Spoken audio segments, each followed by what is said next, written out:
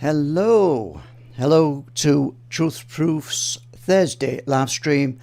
And we're going to welcome everybody who I see into the chat tonight. We've got a great guest on tonight, and Paul will introduce his guest later on. I'll just do a little bit of housekeeping. At the beginning of the show, we'll pick up some of the questions that we didn't answer last week, hopefully, if I can see them on my little tablet here.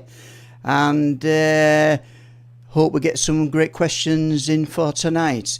I've got to say, you're at the home of where we don't have any cancel culture. We don't tear statues down. Everybody's welcome onto this show, as Paul will agree. And I'm sure it's going to be fantastic. Now, I've got to say, we've got Deborah Singleton. She'll be the moderator for tonight's show. And so no swearing. Keep your messages nice and clean and respectful, if that's okay. So, without further ado, this is Les from Digital Creations bringing you Thursday Truth Proof with Paul Sinclair. Thank you very much, Les, and always a pleasure to do these live streams with you. And tonight, we're so lucky to have Malcolm Robinson giving us some of his time. I mean, I think some people in the chat will be already familiar with Malcolm, and if you're not, you're going to be by the end of this live stream. I mean, he's a ufologist stroke paranormal investigator, and I think in the UK, second to none. He's proper boots on the ground researcher, people, not sat behind a keyboard. We know this all has its purpose, but Malcolm is what the subject is about. So Malcolm, welcome to Truth Proof's live stream. It's lovely to be here, Paul. Lovely to be on your show. Thank you. Yeah, honestly, I feel honoured to be speaking to you. I know we've spoke at conferences in the past, and you've always been sort of real gracious to me. But tell us, Malcolm, a little bit about yourself before we get into the subject. Let's hear what makes Malcolm tick. Well, first and foremost, as a young boy growing up in Scotland, I always had this deep-held fascination for all things weird and wonderful, you know. And I've had many experiences throughout my life, a lot of which we'll share with your lovely viewers tonight, Paul. But I'd like to say that when I was in primary school, I read this book called The Man from Mars. Now, it's in primary school, right? This is going back many years. But this book captivated my interest in the whole world of UFOs, because effectively it's all about this spacecraft that lands in the woods, and these two young guys who skive off school go into the woods and they see this strange craft and they see this strange being, and before you know it, they're whisked away in all these adventures. So that absolutely fueled my fire as a young boy. Wow, about the wonders of the universe and everything. And as I grew older, you obviously, you know, I says, well, I read the books of Eric von Daniken, I read the books of Charles Berlitz and a whole range of famous authors, Colin Wilson, etc. But I was still, and I've said this on many shows before, I was still very skeptical. I honestly felt there were no validity to claims pertaining to ghosts, poltergeists, UFOs. And to be honest with you, Paul, I set out on a one-man crusade to try and disprove these subjects. But what a lot of nonsense this is. There can't be ghosts, there can't be spirits, there can't be UFOs. Come on. And as I formed my own society, SPI, Strange Phenomena Investigations. But before we get to that, Paul, I would like to tell your viewers and your good self that I was at a crossroads, because I played guitar and I played in a band and I wrote crappy songs and I thought I was a genius, but I was rubbish, you know. And I just loved being in the musical arena, and I played a few clubs and bits and bobs and I loved it, the banter and everything to do with that. But I also had this desire, it was on my shoulder, you got to get into UFOs, you got to look at the paranormal. And eventually I had to make that decision at that crossroads of my life, and I went, okay, right, I weighed things up and I went, no, I'm going to chase down this route of the ghosts and UFOs, because back in the kind of late 1970s, there were hardly anybody in Scotland dealing this. No groups whatsoever, Paul, you know. So in 1979, I formed SPI, and the aims of SPI are basically to collect, research and publish accounts relating to most aspects of strange phenomena, and purposely endeavour to try and come up with some answers. So it all kind of started from there. But I was leaning towards music, but the UFOs and the paranormal grabbed me, you know. Have you got any regrets then that you obviously you've not packed in with the music? You'll still have the passion, but do you wish you'd have continued? I do. Sometimes I do. I mean, I've got an acoustic guitar sitting here in the house in Socky in Clackmannanshire. And when I've had a few jars of the McEwing's Export or Belhaven Bed, the guitar comes out, the songbooks come out, the Beatles songbooks, and I strum away. And it's great. I mean, I've seen the boys in the band who I used to play with, they still gig around Clackmannanshire. And sometimes I'm a roadie and I'll help them with the amplifiers into the van. And I mean, I remember once I was at Pitlochry. It's a lovely wee place in Scotland, and I had roadied with the boys, and I was sitting having a pint, and my best friend who was singing, he says, "Ladies and gentlemen, we have a guest star all the way from London, England." I was staying in London at the time. Please put your hand together for the lovely Malcolm Robinson. They're all going, "Who? Never heard of him," you know. So I goes up and I started singing with the guys. So to answer your question, yeah, and now and again go up and do a wee sing song with the guys, and Well, it's great fun. It's nice. And I've just realised, Malcolm, so before we get into the poltergeist, I only said the poltergeist because I couldn't pronounce it. Do it for us, Malcolm, please. And Yeah. and the other stories, Les has got some questions from last week that he wants to get out, which Yes. I'd like you to give your opinion on as well, please, if that's possible. Yes, sure, we'll do. We'll try. Yeah, hello guys, and welcome to the show, Malcolm. We've got some. We always get some great questions, Malcolm, in the chat every week, and we really love going through them, and we don't like to miss any off. So we've got one from David Sadler. He was asking last week, how can we explain so many types of craft? So I think it means when you see probably different shapes, different colours in the UFO strategy. I'll let Malcolm give us his opinion. It is an opinion, and that's all we can give, because On. you know, your commentator is quite right. There is a hell of a lot of strange-looking objects out there. I mean, they've changed with their technology throughout the years. You know, we've now got the kind of triangular shaped craft, which is prevalent in Belgium and also parts of America. But prior to that, you had the classic saucer. You've got all strange and weird and wonderful craft. Now, even I, as a ufologist, and I'm aware of all these wonderful UFOs, I still can't answer that with any validity. We could say here in planet Earth we have many ranges of automobiles, you know, cars, different shapes and colours and stuff like that. Aircraft are kind of the same. So it's a difficult one, because there's no denying people see what they believe are UFOs in the sky of all shapes and sizes. But what we have to be so careful about is the vast majority of UFO reports can be identified by 95%. Do you think, Malcolm, you know, the reports, like you've just said, the classic flying saucer of the 50s and the 60s, and now we've got the triangles, and we're sort of perfect for the skeptic, because people are saying, well, with the advance of our technology and the films that we're looking at on TV, we're just adapting what we're seeing or assuming we're seeing. And in some instances, it does appear like that. You know, you've got the nuts and bolts UFO research, you know, he sees this structured craft, and then you've got the lights, the people who see the lights, and they tend to see that. Do you think that the phenomena, because we both know that there's a reality to the phenomena, do you think the phenomena is adapting as our advancement is changing? I think that's a valid point, Paul, because we had the Scandinavian ghost rockets of the 50s. Yeah. And the technology has progressed with us as we've evolved as a species, you know. And so perhaps what we're seeing in the skies today is mimicking to some degree of what's flying in the skies. But we have to bear in mind that a lot of what's flying in the skies could be our own black budget technology. Yeah. I've said that many, many times. And I must say it again, that the stealth aircraft, the triangular stealth aircraft, was flying in America for quite a number of years before the American Air Force says, it's ours. Now, that gave rise to many false UFO reports. And of course, the ground-based observers looking at this, thinking it's a UFO, where the Air Force are going, great, yeah, tell them it's a UFO because it's really ours.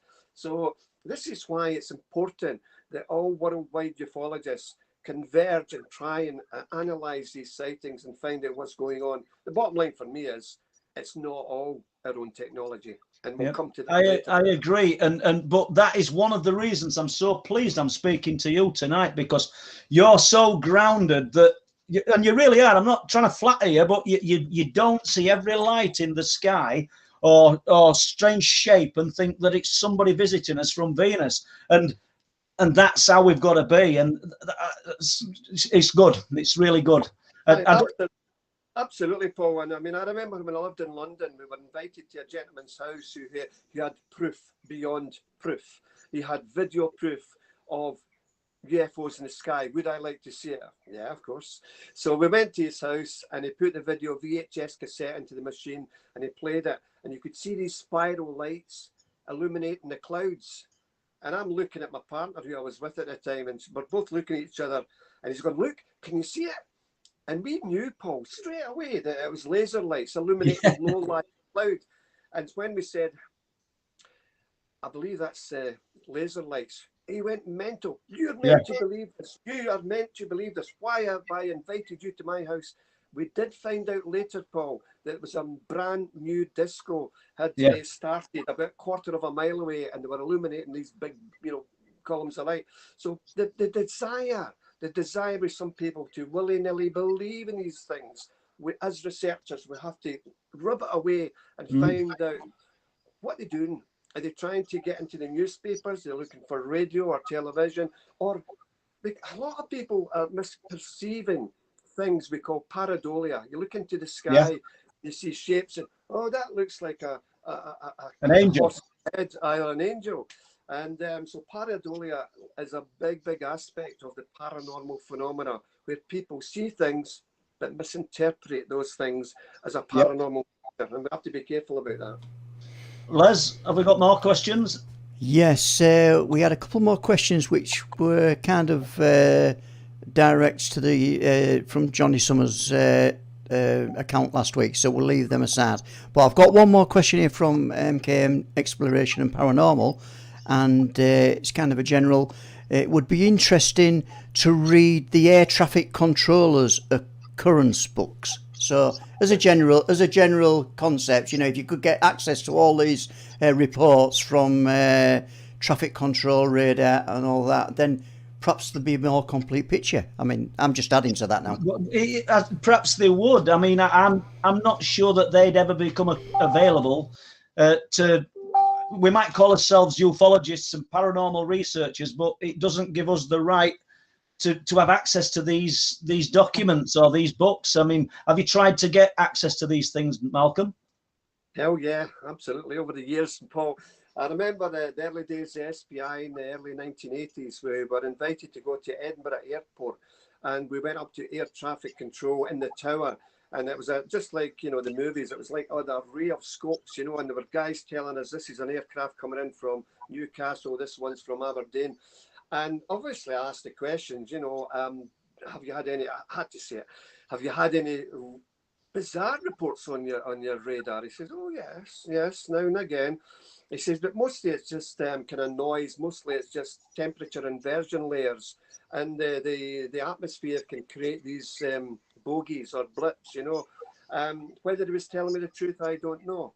But there's no denying for me personally, and I'm sure you'll accept, Paul, that the radar visual evidence coming from pilots, from commercial aircraft, private aircraft, military aircraft, are astonishing. These guys, are tested to fly the skies. They know what to look for. They know what to look for, and they probably know when it's an actual anomaly, and they actually know when it's something solid and structured. But are they trained? Are they trained, Malcolm? Do you think to muddy the waters a little bit? Do you know what I mean? Maybe I'm doing them a disservice. But I spoke to a Coast Guard, very high-ranking Coast Guard. I I'll not say his name, but he told me, he says, you will never, ever hear us say anything pertaining to unexplained phenomena, or even the word unexplained lights or strange objects seen over the sea. Says, because we're trained not to say that kind of thing. So these things must apply. I don't mean the Coast Guard aren't valid. They're a fabulous service. But what I'm saying is probably air traffic control are even more highly trained. I think possibly there's a denotice to the major airports and possibly the minor airports here in the United Kingdom to only say certain things.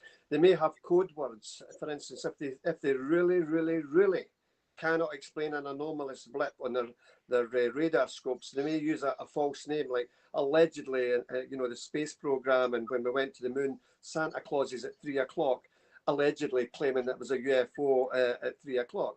Now, whether that's true or not, or people making it up.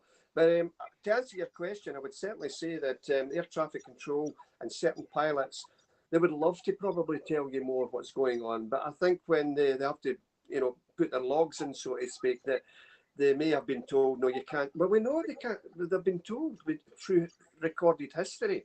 Many pilots, when they've been debriefed, no, you can't say that. So I don't know if things are getting any better or not. But it's difficult to say. Any more, Les? I might throw in a couple now, but I know we're going to talk about these subjects. Malcolm's going to talk about these later on. From Steve. Steve071 is asking, hi Malcolm, do you still get any new reports from Bonnie Bridge? But I know you're going to pick up on that later on in the show. Well, Malcolm. We can start with Bonnie Bridge if Malcolm's happy, or does he want to save that till later? I'm happy to speak about anything, because anybody that knows me knows that I will not shut up. So if Les has if he has a photographic file or folder on Bonnie Bridge, we can bring some up. The question was then if there is any new reports coming from Bonnie Bridge. Yes, there are. Not as many as early 1990s going through to the early 2000s. In point of fact, SPI will be participating in the World UFO Day World Skywatch tomorrow evening. The Skywatch is occurring throughout the planet. And we're going to Bonnie Bridge. There'll probably be about 30 people, 40 people. And we'll be looking skywards. We'll be in the ballpark, so to speak, So we'll be there, fingers crossed, hoping to see something. As far as, reports, there are not so many as there were in previous years. And whether that's because people don't want to report it. For every one person that sees a UFO, 3 people behind them, no, I don't want to say anything because I'll get ridiculed. And that's not just Bonnie Bridge, that's endemic throughout the world. That for every UFO report, we don't know how many other people saw it, but won't come forward. But the UFO reports are still going on in Bonnie Bridge, but not to the extent they were. Okay. Les? And Les has got any... Yeah. Let's have a look where we're up to. A question from Dave Bancroft. Question for Malcolm. Are there any reported UFO sightings over Loch Ness or nearby? So I don't know if you want to go on to that one, Malcolm, or are you going to leave that one for later? Just one thing. Lisa's saying that Malcolm is quiet. Okay. Yes. Can I just suggest something to you, Paul? Maybe if you take your mic further away, it might just even the... obviously I can bring up you both then, because you're all on the same channel, and I can't. Done. How's that, Les? Is that better? Yeah, you'll have to do, but don't shout, Paul, please. Yeah. Okay. Well, I can hear you 3 streets away. So. Oh, good God. Yeah. Okay. Well, I'll let you run with the show, guys, as you want it. We'll pick up some questions later on, and thank you very much for that, Malcolm. Yeah, thanks, Les. Thanks for the questions. Well, what I'd like to ask Malcolm is, have you any experiences from childhood? I will answer that. I just want to get back to that last question about are there any UFO sightings in Loch Ness? And the answer to that is yes. It's an area which has seen quite a substantial amount of UFO reports in Loch Ness. And I myself have seen a UFO at Loch Ness. I was up interviewing local residents who stayed at the loch to see, you know, about Nessie, of course. And we were sharing a campfire with Dutch, German and American tourists at Drumnadrocket on the shores of Loch Ness. It was a beautiful evening, Paul. You know, a beautiful dark sky, sparkling stars. You could see the silhouette of the hills on the other side of the loch. Just chewing the fat, you know, talking about Nessie. And then suddenly this lady let out a big scream. What on earth is that? And we all turned round and we saw this beautiful, big ball of light, a white ball of light, majestically moving above the hills. Now, it wasn't a car illuminating low-lying cloud. Forget that. We know that. And it was dancing about, and then suddenly it stopped and then shot away in an incredible ray. I interviewed a guy called Frank Serrell from a Loch Ness book. Frank Serrell is a well-known skeptic, and that's another program entirely. So I knew that Frank had took a photograph of a UFO that swooped down over his camp at Foyers on the shores of Loch Ness. Frank is better known for all his majestic Nessie photographs. So we spoke about that. And I says, Frank, talk to me about the UFO that swooped down over your caravan here at Foyers. Right, that's the end of the interview. I do not wish to speak about that. And he would not speak about it. But to answer your last caller's question, yes, there is a lot of UFO sightings above Loch Ness, honestly. Let's just stay with. I'm trying to talk louder because somebody said Paul's mouthy tonight. Can't think who said it, but they're probably right. This guy, and no disrespect to him, but the skeptic. He's not really playing the game. This fella, is he? He's not. You know, he doesn't want to talk about an actual event that took place that he couldn't explain. And what did he give you a reason? He didn't, Paul. I mean, it was quite embarrassing because there was that kind of pregnant silence where who's going to speak first after he said, I'm not speaking about it. So I just had to say, okay, fair enough. And we moved on to talk about Nessie and stuff. But he's dead now. He's passed away. He moved away down to England quite a number of years ago. And but yeah, it's, you know, I just wish he had have opened up and told us about that, because it's quite a good photograph. But again, if it's anything like his Nessie photographs, which were all faked, then so was that. You would imagine. Yeah, got you. Yeah. So what do you think to the skeptic stroke debunker that is when he's presented with something that I wouldn't say is irrefutable, of course, because I don't think any of us have got the holy grail of proof.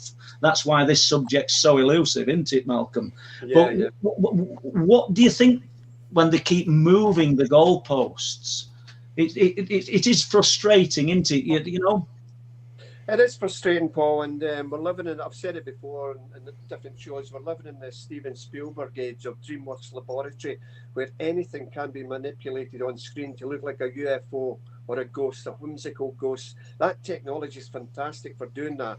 But on the flip side, the same technology can be applied to determine if that photograph is a ghost or not, which is great. So it works both ways. Yeah. And so technology is a wonderful thing. We're dealing now with, we did have the Chinese lanterns, which was annoyed the hell out of ufologists for quite a number of years. We now have the drones with wee lights moving and stuff like that. We have to, as researchers, evaluate everything that's flying in the skies, check with the local airports, the national airports, the police, the Ministry of Defence, the Met Office, for any release of weather balloons. You know this, Paul. You're a good investigator yourself. We have to narrow it down and dot the I's and cross the T's, and what you're left with might not still be a UFO, it might still be something else, but at least the groundwork, the spade work, has to be done to evaluate what we're talking about here. Don't you think it's interesting, Malcolm, that the weather balloons of the 1960s aren't being used as a staple explanation anymore? Do you know what I mean? And so we move on to the Chinese lanterns, and now we're moving on to the drones. Yeah. But essentially, we're still seeing the same anomalous phenomena, the same lights in the sky. But the, I won't say the skeptics, the people in authority are now using different examples. We're not using weather balloons anymore, as not that I know of, as an example of an explanation for a UFO. Absolutely. I mean, I think we've moved on tremendously from the days of swamp gas and all the rest of it now, because we're now, thankfully, the American government has opened up with the release of these fantastic videos of what's been called the Tic Tac UFO and Gimbal, filmed from aircraft launched from the USS Nimitz, the USS Theodore Roosevelt, etc., 2004, 2014, of these fast-moving objects. And it's great that now we're not talking about swamp gas or Chinese lanterns. You're quite correct. We used to talk about that. We're now a raised platform. We're a raised level. And that we've backed him into a corner because they've started to say about this. I mean, the report came out last week and it was absolute. Every ufologist in the world went, what is this? It's so watered down. It's like rubbish. But I believe they're actually a bigger report, which is leaking out to certain ufologists just now, about 96 or more pages. The report we got leaked to the British public was only 9 pages. And so I think there's something else they know about, you know. So we're getting there. We're getting there. Well, you spoke quite extensively on major news channels these last few weeks. Am I wrong? And what was the general opinion? Has it changed? Was it ridicule, or was it, let's ask Malcolm his opinion on these anomalies that have been filmed and released? Well, it was nice to be asked by Kay Burley of Sky News to come on the live show and just talk about the release of this video and what the Pentagon would be shortly releasing, you know. And also latterly there about the scientists claim that there are 29 planets in the cosmos that can pick up our radio signals. Now, when we consider the fact that we've been surreptitiously sending out radio signals, television signals since the advent of these devices, and I did say on Sky News, one of which was invented by John Logie Baird, the Scotsman, television. We've been sending out these signals, and the way I described it, Paul, was it's like a party. Now, imagine you're walking down the street and you hear a party coming at somebody's house. You've just got your own invited guests there, that suddenly people hear this party, i.e. the radio signals coming out of space. I'm going to go and see what this is all about, and they come into your domain. So all these, we don't know what we're dealing with here. If we're sending out these signals and stuff, we're clearly going to, somebody's going to listen to that and come into your domain, you know. We might be inviting the wrong kind of guests to the party. Absolutely. Yeah, you're spot on. Is there anything else that you want to add to this, Les? No, you can carry on with the show, guys. We'll jump then to, if you don't mind, Malcolm, your early experiences, or if they are any, that sort of ignited this passion. Well, again, as a very young child, you know, growing up, it's crazy things, you know. And I remember once I was lying in my single bed. I was maybe about 9 or 10. I wasn't sleeping, and I looked towards the chest of drawers, and there was this instantaneous television screen with cowboys and Indians. And I was gobsmacked at this. I always remember this in colour as well. Now, that could have been a young imagination, active mind. And then there was another occasion as well when it's the first time I've told this story. I was in my bedroom. I was only again about 9 or 10, and me and my mate had made up this makeshift Ouija board. Goodness knows where I got the idea to do this at that time of my life. And when my mother burst into the room, "What are you doing?" It went up in the air and everything, you know. So even then I knew that there was something going on. And then I remember once I had fell out with my mother and father, and suddenly everything went into negative. You know, just like the old negatives for your camera photographs. And I could see my mother and father in black and white. And I screamed out and I went, you know, what's going on? What's the matter? I said, God, please let everything go back. And then suddenly everything came back in full glorious colour. Another time when I was again 8 or 9, my mother bought me a pair of shoes. And, I don't like these shoes. Well, I paid a lot of money for them. I don't like them. And I got them, Paul, in a childhood temper. And I threw them against my couch, my settee, my couch. They were definitely going towards the couch. They stopped. These shoes stopped in midair, rose up 2 or 3 feet, and smashed through the living room window. I never did that, Paul. And my mother says, why did you do that? I didn't do that. These shoes stopped. Now, people might say that's kind of sexual energy, pubescent energy coming, externalizing to move objects, to thrust objects away. But I'll never forget that, you know, I'll never forget that. Another occasion, I was with a friend and we went into my friend, again, 10 or 11-year-old, Paul, and I walked into the living room. Everything's in darkness. There was about 15 people in the living room, one guy in a white coat, and he had one guy in a chair, and he was administering healing. And I said to my mate, what's going on here? Oh, that's my daft mother and my father and that. They're into all this silly spiritualism thing, and they're doing psychic healing. And then this guy in the white coat says, is that young Robinson fella there? Yeah. So in you come. I went, what? So I sat on this chair, and I had asthma at the time. I still get asthma, but not so bad.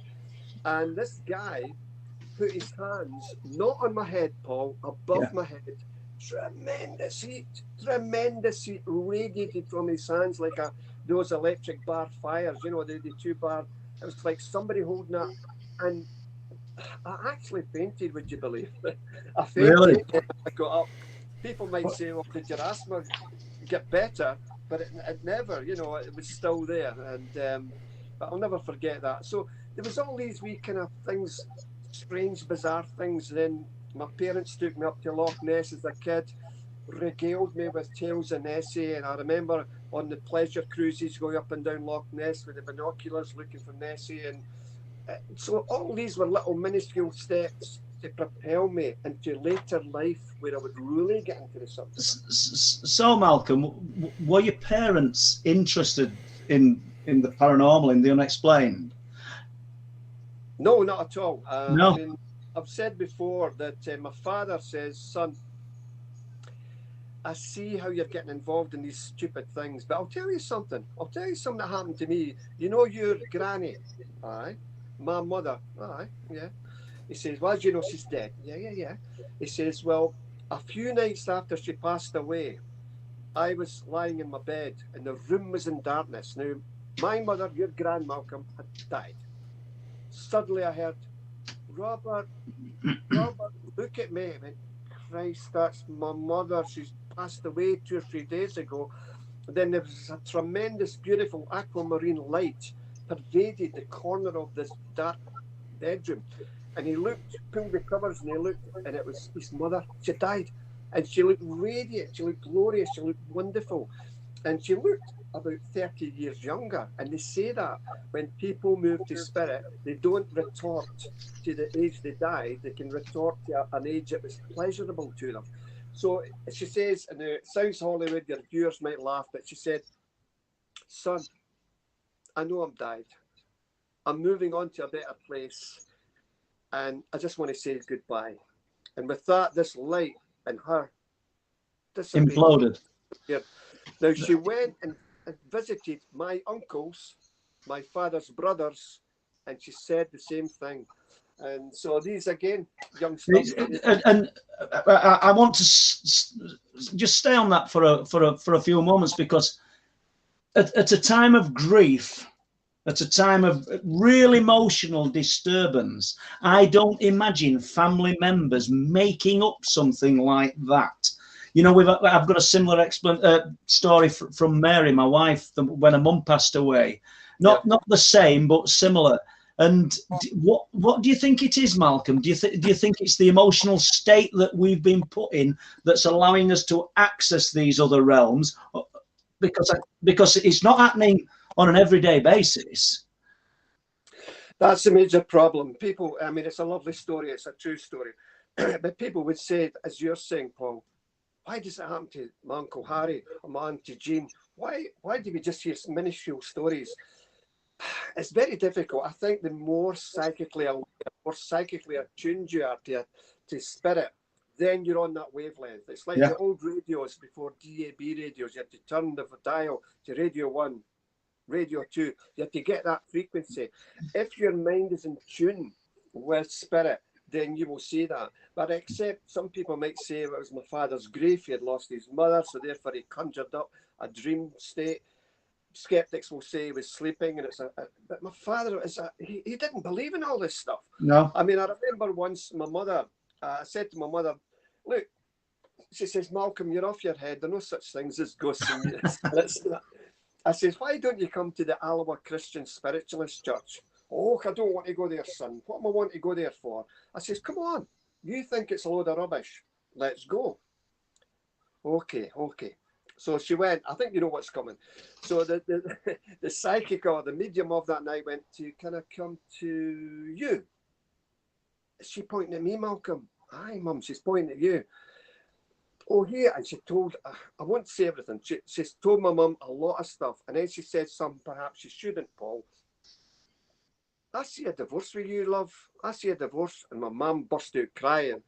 And then when we went outside, Mum, what's going on? Yeah, I'm going to divorce your father. What? I didn't know this, you know. And this psychic didn't know my mum for bloody Mary. Now, skeptics might say somehow she found out who was going to be there that night and did some homework and stuff. Yeah. Not at all. No. Just before I want to jump back to Cowboys and Indians in a minute, but my wife Mary's just come in and she's brought this in because my grandson's bought me this, and I have to show it. Noah, thank you very much. Because I'm not into gadgets and things, but Noah's bought it, mate. It's fabulous, and thank you, Noah. So I've got to say that, but there you go. But yeah, it is. Yeah, it's brilliant, isn't it? But so thank you. So I'm intrigued. You know, when you said that you saw the Cowboys and the Indians playing as though it were a movie that you were watching, or a film, do you think? We'll not call them the aliens. Do you think that this other intelligence was, because obviously it was something that you could relate to, because you're of an age where Cowboys and Indian films, Malcolm, and myself, that's what we'd have watched. We're showing us age. We'd have watched Tarzan. We'd have watched all these things. They were showing you something, or you saw something that you could relate to, or was it just an overactive imagination? What makes that real? Why has that memory stuck with Malcolm Robinson? That's what I want to know. I know. I mean, it has stuck with me, Paul, all these years. You know, I was just a young kid, and I know, and it's never left me. I can see it right now. And the skeptics of the world will say, well, Malcolm, you were in a dream world, you were drifting off to sleep and it came in, and that might just be a viable proposition. But to tell you the truth, I know that it wasn't a viable proposition, because I know what I saw. But it's such bizarre. I mean, you're looking at a chest of drawers, you're lying in your bed, you look at the cabinet there, and a wee mini window comes up of a television screen in the sky. What is behind that? Why? And it's just something I'll never forget. You know. I find cameos of events like that fascinating. And like you said, the skeptic, debunker, they will just strike that off. But you've carried it all your life, and this shows about you, Malcolm, not me. But you know, I've seen some really unusual things as a child, and they've stuck with me. Do you know what I mean? I can remember playing with my friends as well, but nothing's as prominent as these little events, these cameos of events that have occurred in our lives. Well, I mean, for instance, just as you're talking there, certain things are coming back. Again, I was about 11 or 12, and I was playing football in my school playing field. It was after hours, you know, school had finished, and it was a lovely summer's day, and we're all kicking about, you know, having a good laugh. And then suddenly everybody stopped and looked up into the sky, and there was this large egg-shaped object, about 30 feet in circumference. And again, I was too young. I didn't know what I was looking at. I was not interested in this. And I looked up, and everybody's looking up at this thing. And then they just started kicking the ball about. But I was grasped. I was grasped by this. I could not take my eyes off it, Paul. You know, it was like me and it, whatever it was. And then I did take my eyes off it for a second. I just went like that and looked at the guys who I was kicking about with, and I looked, but It's gone. It's gone. Yeah, yeah. Maybe, obviously, we're all just made slightly different, aren't we? And you know, the 2002 sighting that I had with the guy coming home from work, Shorty, and obviously I'm the little one and he's the big one, but you know, he's looking at it blasé. Is it one of them UFO thingies? Do you know? And I'm just blown away by this huge glowing white tube that's over these trees. Yeah. And it was nothing to him, you know. And the next day at work, he told people, and then slowly this sighting just dissipated, and it's there in my head. Can I ask you about, you said a tube-like thing? Can you describe that a wee bit more to me there, Paul? Yeah, we were coming home from York. We'd been working for Joseph Rowntree's Trust. Not that that's of any bearing on the story, but we'd been working. We're coming home, lovely sunny afternoon, between 4 and 1/2 past. And we're driving through a little village called Sledmere. And we're just driving up this hill. There's a fire. It's not a fire station anymore. They had one fire engine for the village, and that were there. And there's a little pull in. And I looked, and there's some trees, probably 50 or 60 feet high. And I described it as looking like a glowing breadstick. It was over the trees. We stopped the van. We got out of the van, and we're looking at it. And I'm saying, Shorty, do not say that you've not seen this when we go to work tomorrow, because people knew I had this interest, Malcolm. And we're looking at it now. We could feel it, Malcolm. We couldn't hear it. It was boom. It was in your chest. It was pulsing. And this, I think it was 2002. Correct me if I'm wrong, and I've written about it. It might be 2004, but it was. I'm pretty sure it was 2002. And we're looking. It was huge. Now it didn't fly away. And we didn't watch it for seconds. We watched it probably 2 minutes. And we really did. You know, we know 2 minutes is a long time when you're observing something. We're discussing it. But suddenly, we didn't look away and it had gone. It had just gone. It had just gone. Can I ask you, was it vertical or horizontal? Horizontal. Now, in 2014, Malcolm, just over the hill at a place called Cottam, so we're in Sledmere, we're probably travelling less than 2 miles. I received a phone call from a farmer there. I've written about him. I've named him in the book. He's okay with that. He's done me drawings of it, and his wife's done a little sketch, and his son, and they were coming home. It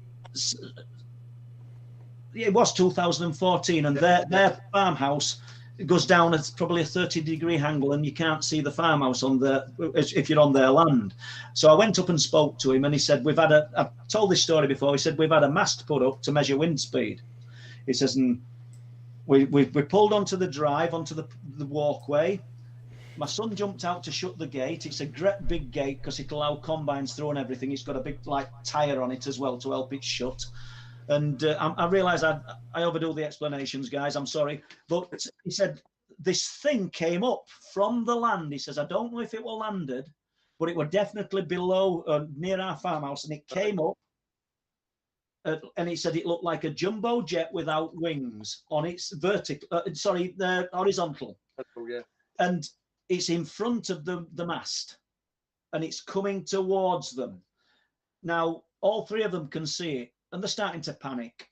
Now, his wife, I'm pretty sure it was his wife, she said she could see windows in this thing. No figures, we've not got no hint of somebody looking out at them. Yeah. The farmer guy, Peter, said that he didn't see windows, and I'm not sure if the son did. But the interesting thing is it's 2 miles away, it's 2014, and they didn't see it fly away.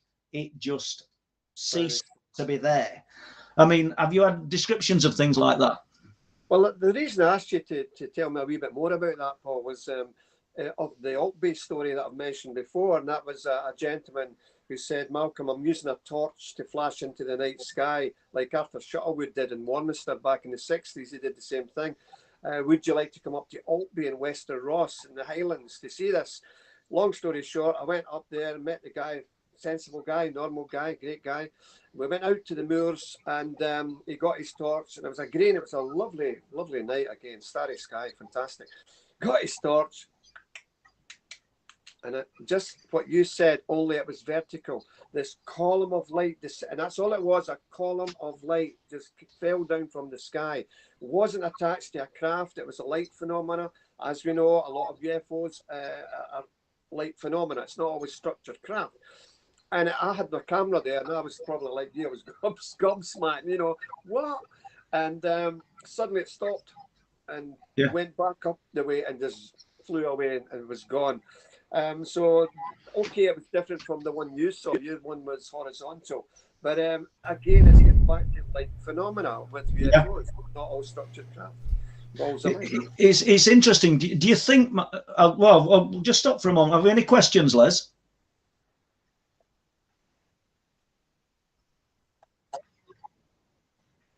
Okay. Do you think when we talk about the light phenomena, we had Johnny Summers last week, and you may not have heard it, but he told an incredible account of a triangular-shaped object that landed at RAF Leconfield in November 1980, which I think has got massive implications to Rendlesham. And and John told me this story probably 18 months, 2 years ago, so he's got no agenda, for telling it last week. But what I'm saying is all they saw when they originally looked at this object, and I think John's been in chat, I don't know if he still is, was a light, a sphere of light. Yeah. And when the sphere of light came down, it became a triangle. So I guess my point is, do you think there's structured objects behind some of the light phenomena? Probably. I mean, when people speculate, and that's all we can do. That's like I know it sounds Star Trek. It's like a cloaking device. People go up and they just maybe see 3 points of light, but they don't see any stars behind that. So it's like a black triangle, and it's like, the stars are behind us. I mean, talking about light phenomena, I gave a lecture to it was either Lapis or Probe down in Blackpool years ago. And myself and Mike Halliwell, a lovely guy, and a couple of other researchers after the events, after the lectures, went out to the beach at Blackpool, and you've got the sea there, and we were just looking on the way talking shop, and then suddenly this massive, big, bright ball of white light started to come over the sea. So here's this so-called professional ufologist, which we're not, looking at this thing, and everybody was quiet. Look, we're waiting on the red and green navigation lights. Nothing. And this ball, and that's all it was, a massive ball of light, quite low down in the sky, went over our heads and went away that way. And we all went, did we see that? Did we see this? And look, I'll put it like this. It wasn't an aircraft. It wasn't a blimp. It wasn't a helicopter. It wasn't a drone. This is kind of pre-drones. A lot of guys would have had them. This is the 1990s. And it just went away and disappeared. And that's what's so exciting, that not only do people see craft, they see lights in the sky, and we shouldn't ignore it. Yeah. And I in the book that I'm writing at the moment, I've got a story from an MOD contractor who saw spheres of light over the sea, and when he put his binoculars on them, he claims that they were copper-coloured pyramids within the spheres. Yeah. So and I look at the things that we're looking at off the coast of East and North Yorkshire. Yeah. Because his descriptions of the spheres are very similar, and I'm thinking to myself, does that lie beyond them, or inside them? Obviously, like you've just said, it's pure speculation. We've no idea, but. And you find it exciting. I like the fact. Go on, Malcolm. It's always exciting. I mean, we're dealing, for me personally, and I'm not embarrassed to say it anymore, although I once was.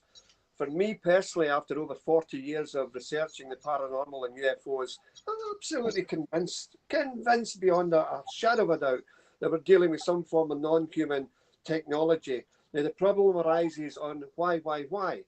Why has it been with us throughout time? Why is it not openly said, hello, we're here?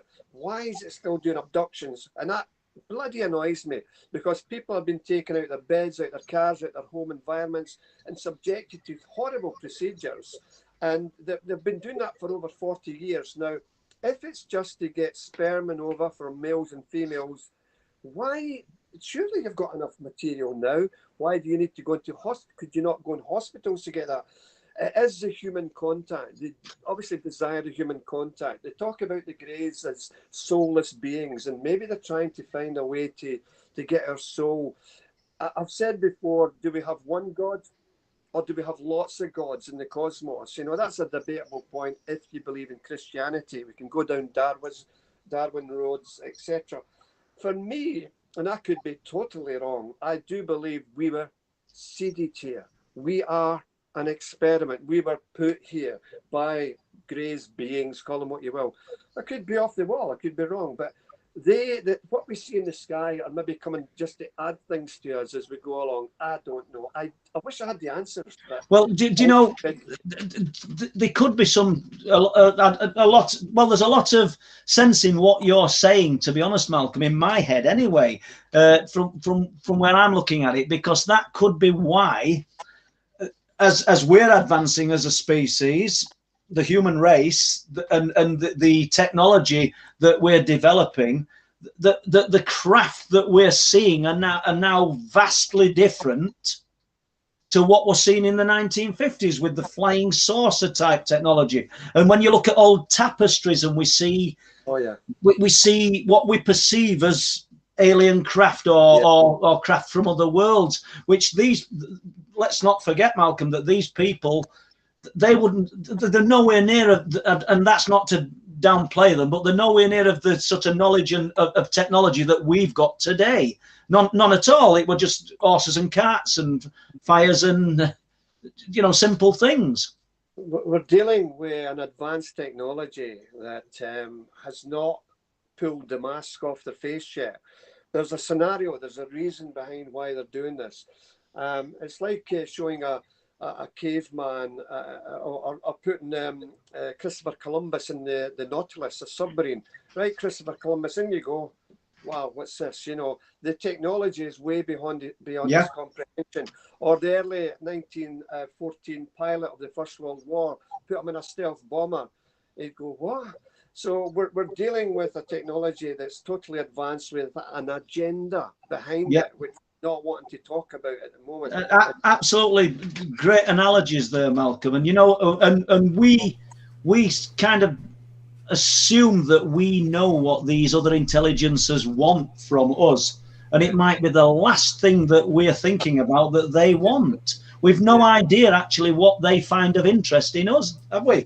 We're looking at it from our perspective, human beings being abducted. So we've no idea what's happening to the other creatures on this earth. I mean, it sounds a bit corny, but a worm might be just as important to them. Well, let us not forget the fact that it's not just UFOs we're dealing with. We're dealing with USOs, unidentified submersible objects, and there are many sightings of USOs from various oceans throughout this planet entering and exiting the waters and the oceans of this planet, more so around the island of Puerto Rico, where Chupacabras has been seen. That might be a different scenario. So it's something. We know more about the surface of the moon than what we do under the Earth's oceans. We're slowly trying to map the Earth's oceans. The Mariana Trench probably has got a lot of secrets. So if we're dealing, why are they traveling millions of miles? Maybe they're not. Maybe they have bases here under the ocean. I would agree. Or a satellite moon or whatever. Yeah. But, it's a dimensional thing as well. I so love the books of Jacques Vallée, the French physicist. And we are, as mankind as a species, we know bloody nothing. We're trying to learn about the superstring theory, the quarks, neutrinos. The science of tomorrow is probably there, but within our grasp. So we're slowly getting, but I think it's dimensions. I think something lies in the dimensional field, Yeah. Right, we'll jump back to Les and see whether he's got anything to add to this. Have we any questions, Les, please? Well, all I can say at this point, it's a great show tonight, guys. Everybody's enjoying it in the chat, and some great answers from you both. Now, I'm going to put a couple of questions here because they're relative to each other. And one of them is from Johnny Summers. Welcome to the show, Johnny. Hi, John. Great show last week from you, and it's always good to hear from you. So the one from Johnny is asking, does Malcolm have any thoughts on Aleister Crowley's older place at Loch Ness. So we're dragging you back to Loch Ness. I'll just come in again from Tino, as Malcolm had one Loch Ness theory, being that Nessie may be a tulpa. Have I said that right? Tulpa. Tulpa, created by Aleister Crowley, that is trapped in the loch. So a couple of questions there. Well, Aleister Crowley was billed as the wickedest man in the world, if not the planet. You know, he actually died in Hastings, where I formerly lived. I just came back to Scotland recently, and Aleister Crowley died there. Yes, indeed, he had a house at Boleskine House on the shores of Loch Ness. Latterly, Jimmy Page, the guitarist of Led Zeppelin, got the house. Now, in that house, when Crowley had it, there was all these satanic pictures and paintings, and he did a lot of Abram Merlin, the sage, things to conjure up demons. There's no denying the guy was, I wouldn't say off his head, but he was in a different level from everybody else. He was in the bad satanic arts. So he conjured all this up. And the lady who asked about the tulpa, great question, because tulpas are like thought forms. And the Tibetan monks kind of create these thought forms, allegedly, create these thought forms which majestically come into your domain. So the lady who said, is maybe Aleister Crowley conjuring up this tulpa, this thought form to appear in the loch? Possibly, but you've got to remember that Nessie was seen way beyond, hundreds of years before Crowley came to Loch Ness. So, but maybe he made things worse. We don't know. But there's no denying that he was the story I heard was when he died in Hastings in East Sussex. It was a cloudless sky, and then suddenly there was a rattle of thunder, and all the clouds came in. Now, whether that's true, I don't know. But yeah, he was some guy for sure. Interesting. Just before you move on, Les, let's just stay with the thought forms. What's your thoughts then? Pardon the pun. That Stephen Greer and his some people help me here. I don't know what they call it. Is it C5 or something? The actual trying to evoke the UFOs could be thought forms. Well, I mean, obviously, there's a lot of debate about whether that chap is doing the right thing by having 5, I'm not going to say parties, but gathering, I suppose. Yes, he has had success. He has had light forms come into his domain.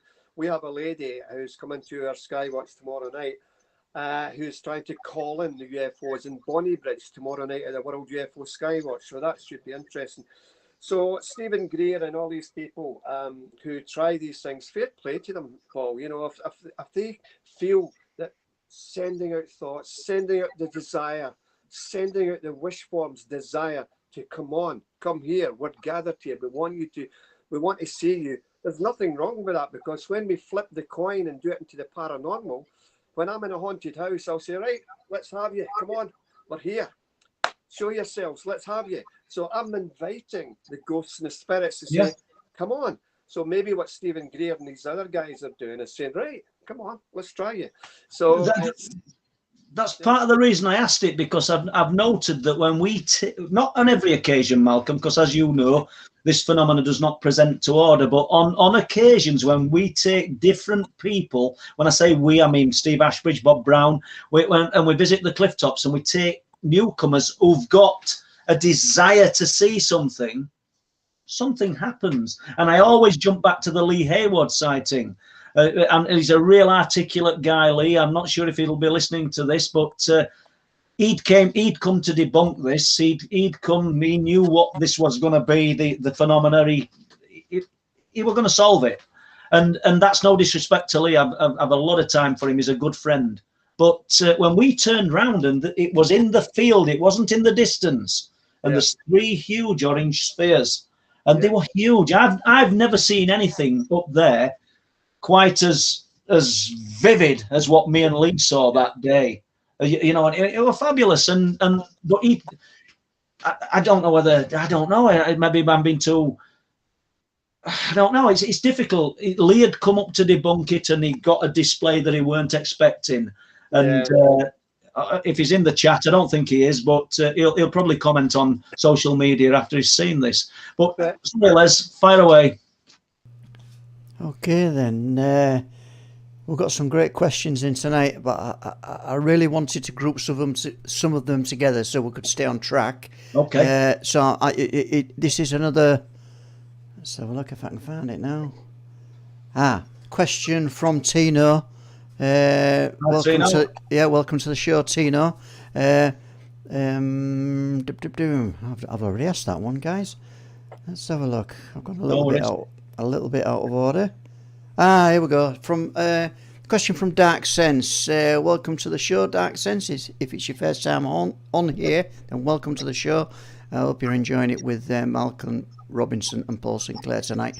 The question is, Malcolm, are we any closer to solving the Loch Ness mystery than we was 30 years ago? I would like to see more research undertaken at Loch Ness. It's not because I'm a Scotsman, I believe in it. I think sonar, and I've said it before, sonar is the best evidence to suggest we've got something in excess of 30 feet in Loch Ness. Not just one, obviously a family. Back in 1987, Operation Deep Scan converged of a flotilla of the best boats, sophisticated sonar, all aligned, traversing the loch up and down with the best sophisticated sonar in 1987, and they got about half a dozen anomalous returns. These guys who were trained in the best sonar, who knew the apparatus, went, wow, I don't know what this is. Now, it doesn't explain anything, of course. Loch Ness, would you believe, has been exorcised by a priest back in the, I think it was the 70s, or maybe in the 60s. He went out in a wee rowing boat and blessed it and exercised it. And when he came back to the shore, allegedly, this gust of wind more or less blew him off his feet. And he saw this guy, it was like a motorcyclist in black gear and a big helmet and that, you know. There's so many stories associated with it. Will it be answered in my lifetime? Who knows? I know if I can quickly just say this story quickly. There's no rush, Malcolm. Don't be quick. It's all good. Back in the 1990s, I had a phone call from the Scottish Sun newspaper, and the guy says, Malcolm, we're doing a feature on Ted Danson. He's got a movie called Loch Ness that's coming out. But Malcolm, if you could prove Nessie, how would you do it? And I says, well, funnily enough, and I don't know if you've got any slides on there, Les, to bring up on Loch Ness while we're talking. How would you prove Nessie? I says, well, I've got this idea. It's like a boxing ring. So if you can imagine, Paul, and your viewers, imagine a boxing ring, a massive big structure like a skyscraper, still got the ropes, but on those ropes would be these spherical balls which contain spikes, radio biopsy darts. Inside this big boxing ring would be a machine continuously turning out a fish puree as an attractant. So if Nessie came in and pushed against these ropes, automatically it's like a grenade. All these little radio biopsy darts would hit its body, not kill it, neutralize it, and the divers could go down and find it. And he went, lovely, Malcolm. And away he went. A few days later, I got a phone call, and he says, you'll never believe who's taken up your idea about your Loch Ness cage, Malcolm. Who? Steven Spielberg. I went, what? He says, yeah, Steven Spielberg wants to give you the money to manufacture this cage and find Nessie once and for all. So whether this was something as a publicity stunt that he was trying to do on the back of the Ted Danson movie, Loch Ness, who knows? Sadly, it never came to fruition because it just never happened. But I still today believe that quite wholeheartedly that this device would at least prove something that's happening in Loch Ness. The bottom line for me is, though, what do I believe? It's not a plesiosaur. Plesiosaurs did not extend their neck up like that, like we see in Loch Ness. I spoke to Father Gregory Brucey, a Benedictine monk at St. Augustus Abbey. It's now turned into flats. A man of the cloth, Paul. And he took down an organist from Westminster Cathedral, and he took him down to the loch. And he says, the loch was like glass, like a sheet of glass, not a ripple. Well, thanks for coming up from London. Here's your famous Loch Ness. Suddenly, this long, slender neck with a sheep-like head darted from the depths of Loch Ness and was moving around, and then it just dived back into the loch again. I've spoken to the former water bailiff of Loch Ness, Alex Campbell. He's no longer with us. He was a man, Paul, who back in 1934 took a story from a lady who claimed to have seen this horrible monster on Loch Ness. He was a correspondent for the Inverness Courier, and he put that story into the Courier in 1934, and it went all over the world. So he more or less started it, and it's just a great subject. What do you think then to the people that would say that there's got to be a breeding population of this creature? Do you think that's a possibility? It's not an air-breathing animal by any stretch of the imagination. It's an accidental breaking of the water's surface by this creature. So that's right. Loch Ness. The fish population are down below it, so when the creature comes up, it's breaking the surface, etc. We have to be very careful because we have tourists from all over the world, and the moods of the Loch Ness change with the sun and the dark patches on the water. You have a boat going this way south, a boat going north, and they create what's known as a standing wave, Paul. It's as the bow pushes the water that way, it's pushing the water that way. These ripples move to the centre of the loch, and it looks like humps. It's not. It's just a standing wave. Yeah. And if you were not aware of what was in Loch Ness coming from Canada or something, you'd think it's Nessie. And it's I don't know if you're aware, Malcolm. I don't know if you're aware of this, but in 1934, and I think it was, and some people might be able to correct me, and you might in the next day or so, because I haven't got the facts in front of me. But I think it was before the Loch Ness sighting that in Filey, 6 miles from where I'm sat, a Coast Guard reported a sea monster in the cove. I don't know if you know about that. No, I mean, in my book on Loch Ness, I collected all the stories from all over the world, from Canada, from Russia, and the ancient sea mariner, as he traversed the oceans, claimed to have seen these horrible big creatures and stuff, and they drew it into maps and all that, and it's difficult. It's difficult to say, but I wasn't aware of that one. No, I'll get you the literature on it. It's not. It's out there. So we'll have a look at it. Les, next question, please. Yeah, well, actually, I just want to ask Malcolm, and it's a question from myself, really. And now I know there is an investigator up there, and he's been there 35 years or so, yes. And I call him Steve Feltham. I've actually met the guy. Do you liaise with him? Have you talked to him? I don't know. Do you pass on information between each other? I mean, I'm aware of who the guy is, and I loved that documentary that, back in the day, he sold up his family home, he left his girlfriend, he got this camper van, and he drove all the way up to Loch Ness, and he's been there ever since. He holds the Guinness World Book of Records for the most observations of Loch Ness. I've never met the guy. Every time I go to Loch Ness, I seem to miss him.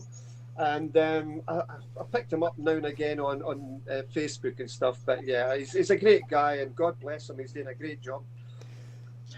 Yeah. Les, just before we end that, is he living in a caravan, a camper van? Yeah, it actually bought an old council library van. And and he took a camcorder with him. I met him in 1998, Malcolm, and I had a good chat with him then.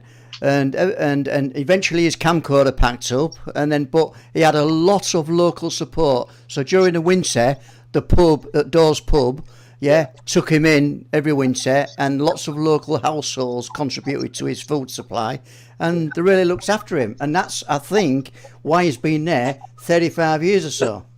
That's a lovely story, Les. Thank you. He likes the food. He likes the food, Malcolm. And the beer. And the beer. Yeah. So we'll leave that one there. Now, I don't know if you guys want to move on to anything that you've actually got wrote down for tonight. I've got to seriously say that I think Malcolm could have a full series on Truth Proof for the next 6 months with all the information that he holds in his head. I'll talk forever. Well, if you've not got any questions at the moment, I've got lots of questions, but I'd really like you to get through some of the events and stories. I want Malcolm to tell us about, because I've got the book, and I'll hold my hand up. I'm only about a quarter of the way into it, but I want Malcolm to talk to us about, and he'll tell me I've pronounced this wrong, the Sochi poltergeist. Yeah. It's pronounced Socky. Socky, yeah, I knew I'd get it wrong.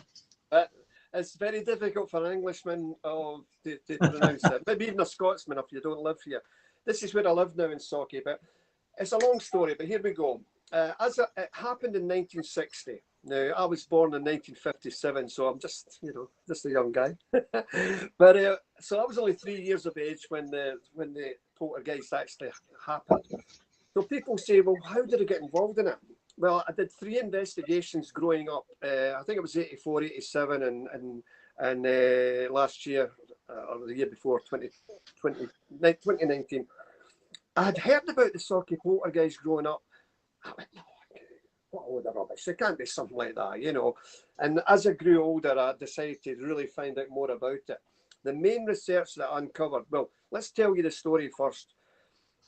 11-year-old Virginia Campbell came over with her mother from a small village called Moville in County Donegal in Ireland. She didn't want to go to Scotland. She didn't want to go. Her family and friends, everybody was there, her school friends and that.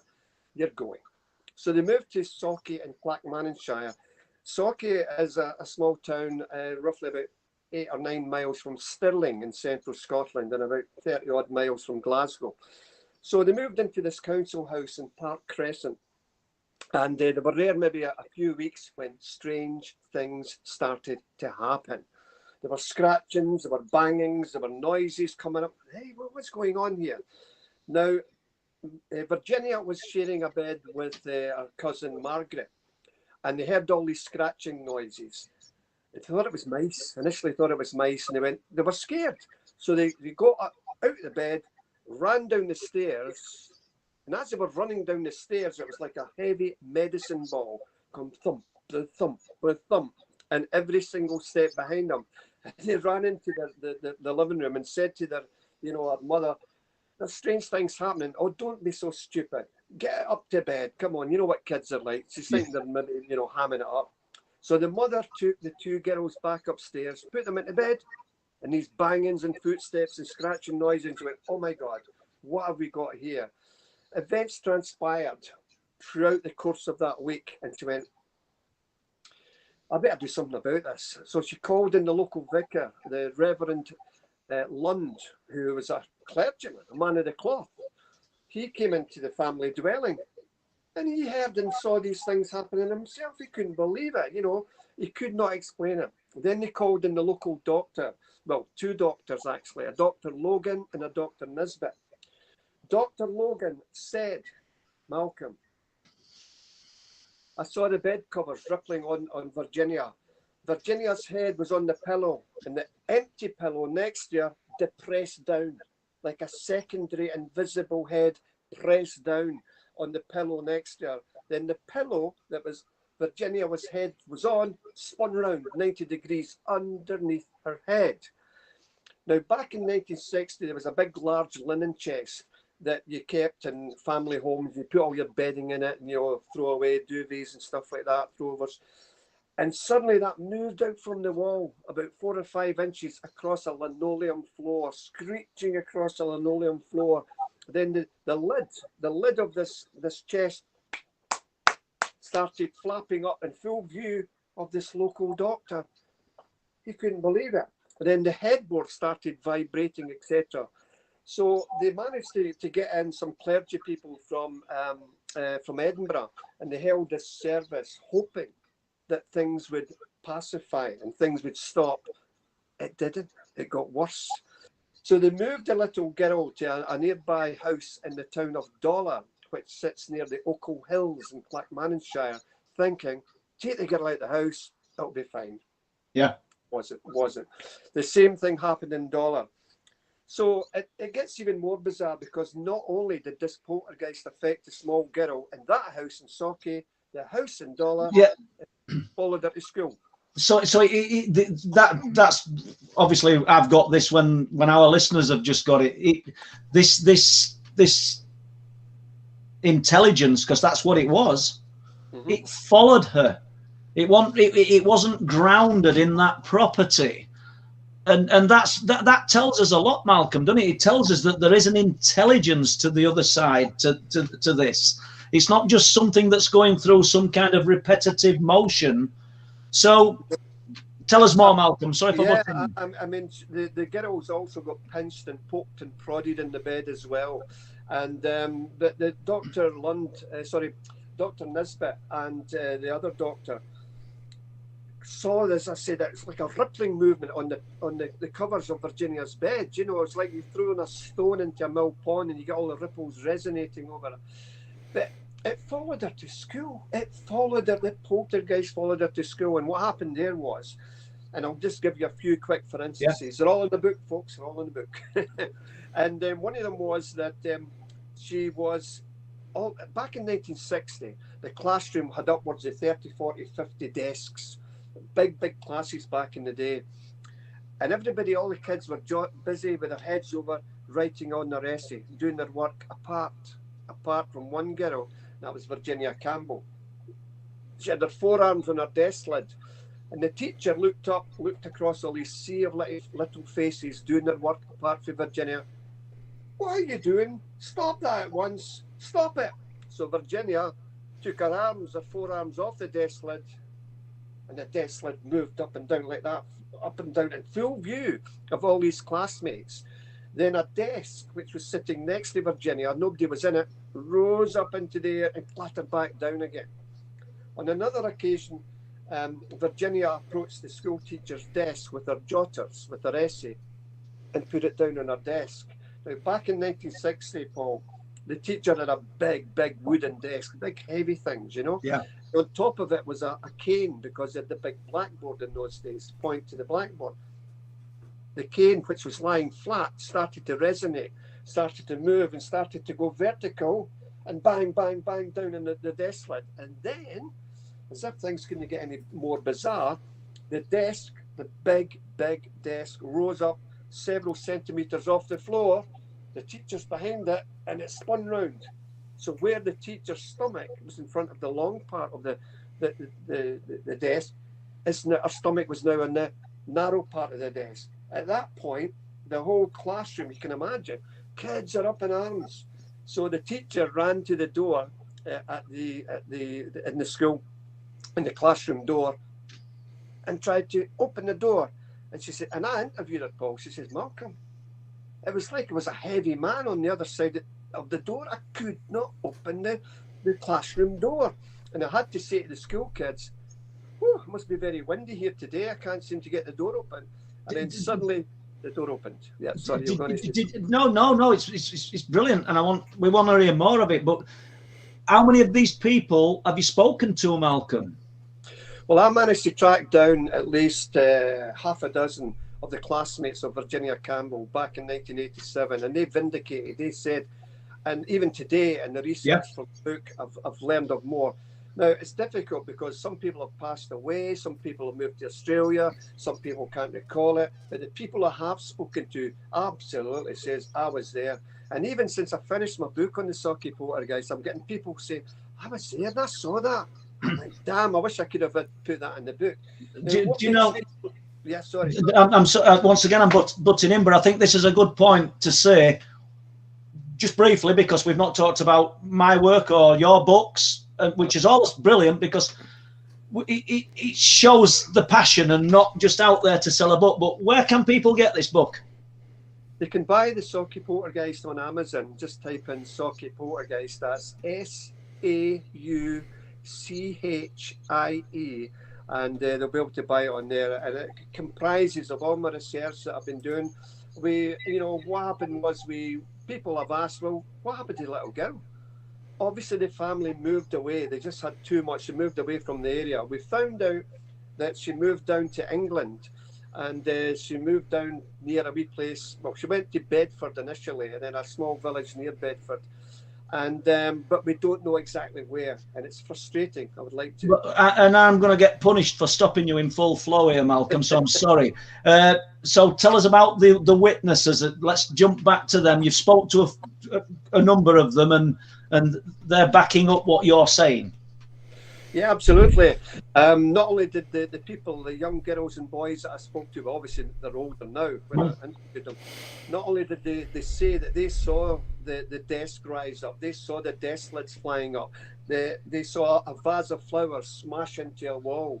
And one of the girls I spoke to, elderly lady now, she says, Malcolm, when I went to see the Campbell's house, this knife and fork, which was lying, and it's in the book, which was lying on next to the plate, came up, rose up of its own volition, and started as if it was some imaginary ghost was eating, but there were no hands. It was a knife and fork making those movements, and it just clattered, fell down again. So I'm so happy and fortunate to speak to people who could tell me, yeah, and they were there, and we can prove that. You know, they were there. And they were there. It's incredible. What do you think the poltergeist was? Well, I can tell you first and foremost what it wasn't, in my view. I don't believe, and I've said this before in other shows, I don't believe for 1 minute that a poltergeist is due to sexual repressed energy. Kids going through puberty. Because if that was the case, you would have poltergeists in every house in the bloody country. It's true. You know, the sexual energy moving all the things. What a load of, I don't believe that. For me, and I still could be wrong, I think it was something that followed her from Ireland. I think it's something that was not happy about something. It was like a pretty vicious spirit. Because I've got to quickly say as well, we found out that street, Paul, there were 3 or 4 other people in different houses in that street had strange paranormal happenings. They were being affected. And that's all in the book as well. People say, well, what was there beforehand? What was it in time immemorial? Was it a graveyard? Was it religious practices conducted there? Nothing at all. It was just grassland. It was farmers' fields. So, you know, there's nothing there. It's a fabulous story, and I'm sure that anybody listening to that, and I'm sorry for cutting you halfway through, but I really did think it was a moment where people should, if they're sufficiently interested, find out where they could actually obtain this book. It's very important that people read the books, not just of mine, but your good self, Paul, and other researchers in the UK, like the Kinsella twins, etc., and Philip Mantle. There's some wonderful researchers here in the UK, and they've all got a story to tell. They should all be listened to. Nobody has the answers. I don't have the answers. I'm not an expert. Not an expert at all. I know nothing. You know? Well, and I like that attitude, Malcolm. And just I don't mean a throwaway kind of question, but as you know, there's loads of people just as intense as you are and myself, but they're not doing live streams. They're not writing books. Who have you come across, Malcolm, that's as avidly interested in this subject as yourself, who's got information probably that's sitting on it and never really pushed it along? Have you come across people like that? Yeah, I mean, the lovely alien Bill Rourke. I hope you've without a doubt. I mean, when I met Bill Rourke in a hotel in London some years ago, and he pulled out his satchel with all these wonderful photographs of orbs and lights and stuff like that, I was mesmerised. But one of or two of the most spectacular photographs that he's ever taken was at the Kelpies, which is 2 statues of horses near Falkirk, and he's got this conical light coming through both horses' heads, and they don't have laser lights there. They don't have any lights to illuminate it other than the lights inside the horses. But this is coming through the horses. And then he took a photograph, which, well, people might say it was a fairy. When you see the photograph near the Edward Confessor Church in York, it bloody well looks like a wee being of sorts, you know. So we sent that photograph off to all the top insect people here in the UK and some overseas as well. We never ever said, is this a fairy? We just said, what type of insect is this? And each one of them were saying it was a midge, it was this, it was that. They couldn't even confirm it themselves, you know. So Bill has taken some amazing stuff, and some of he's seen shadow people. He's walked out one of his front, I know the viewers are going to laugh at this, but he walked out his front door. He could hear the strains of Coronation Street as he left the living room. He's going out his front door, then suddenly bang. He's encased in brickwork. He's encased in this red chimney with the black pointing, you know, through He's it. told me this, yeah. What the hell is this? And then suddenly it just disappeared, you know. So what Bill Rourke has to say is marvellous, and his book's coming out later this year. So Right, let's just stay with Bill for a moment then. What do you think, because he takes these photographs, which I think we've all got, anybody who's seen them, and I've seen a few of them, I think you've seen a lot more than me. And what's the catalyst? It's got to be Bill Rourke, because I can take a photograph and I won't get that incredible effect. I've had this strange mist that I know that Brenda Butler's managed to take in the forests at Rendlesham, and I've had that up Bempton, but it's few and far between. And me and Steve Ashbridge have had it at Flixton. But Bill gets these photographs. What's the catalyst? Is it just Bill? Possibly is Bill to a degree. I mean, he claims he's got these friends out there. It sounds whimsical and magical, but he sees them on a continuous basis. Anytime I've been with Bill, he's taking photographs, he's getting things right away. And it wasn't until when I stayed in Hastings, Bill came down to Hastings to see me one day, and suddenly we're looking at a patch of sky, and he says, "There it's there." And I looked up and I saw this explosion of light, this orb of light for maybe about 3-4 seconds. Doesn't sound long, but it wasn't an aircraft or anything. It wasn't a flare or anything. This massive ball of light just appeared and it disappeared, you know. So I saw that as well, you know. He's just a spectacular fella who people say, well, you know, he's not faking it. No way is he faking it. It's a real deal. Having said that, I mean, Bill knows my feeling on orbs, the vast majority of which, 99%, I believe, are dust molecules, water vaporization, the flashes illuminating the water vaporization. You're walking through a dusty corridor of an ancient castle and you're taking photographs and you're just seeing the dust displaced by the foot. But there's some orbs that defy explanation. Some orbs that just, you can talk to it in a sense, like move left, move right, and they listen to your command. These are the ones. There's certain orbs that I can't explain. I would agree. And I've just inadvertently mentioned Brenda Butler and Rendlesham Forest, and some of us people in the chat and some people who listen to this afterwards, Brenda's not been very well, so I'd just like to say, and I think you'd echo this, that we wish you a speedy recovery, Brenda, you know, because instrumental in bringing the Rendlesham Forest incident to fruition, you know, so I don't think we should forget that. But right, let's just jump back to the poltergeist just briefly, because I think Les has got a few more questions. You said it followed her to school. That's right.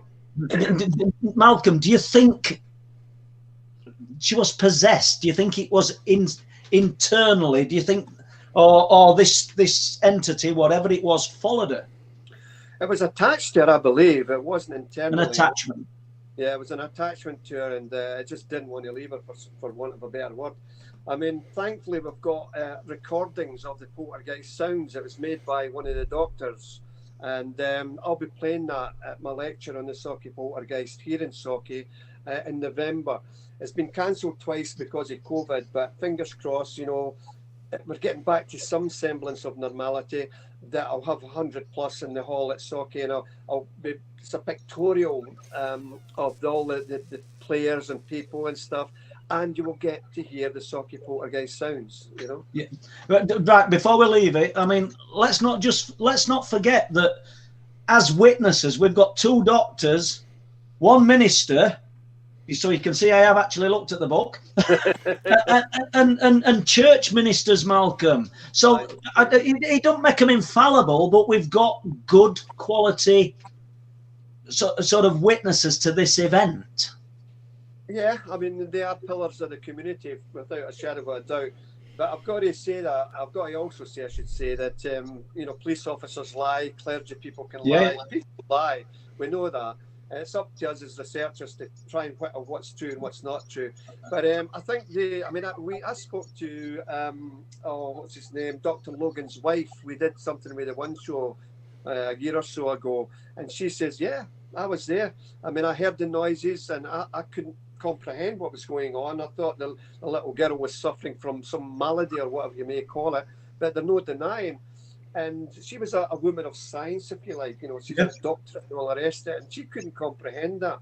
And that's the beauty of the subject. You know, we're dealing with something currently we don't understand, and we're learning all the time, Paul. I'm sure you'll agree. Right, one last thing, and it's not the poltergeist, but I just saw in the chat that Mick Park says, Paul, I need one of these lamps for the studio. And it is good, Mick, innit? You know, I've got to admit, thank you, Jess, Nick, and Noah for the lamp. I'm sorry, we're just publicising the lamp. Right, Les, have we got more questions? Yes, thanks for that, guys. What I'd like to do now, I'm really conscious of the time, guys, because you know we only do 2 hours for the show, and I've got to move you on to what we're going to talk about next. And there is a question about this one. It's a Decmont Woods UFO incident, Malcolm, which I do have some pictures here, which I'll put up for the viewers. So I'll let you run with that, guys.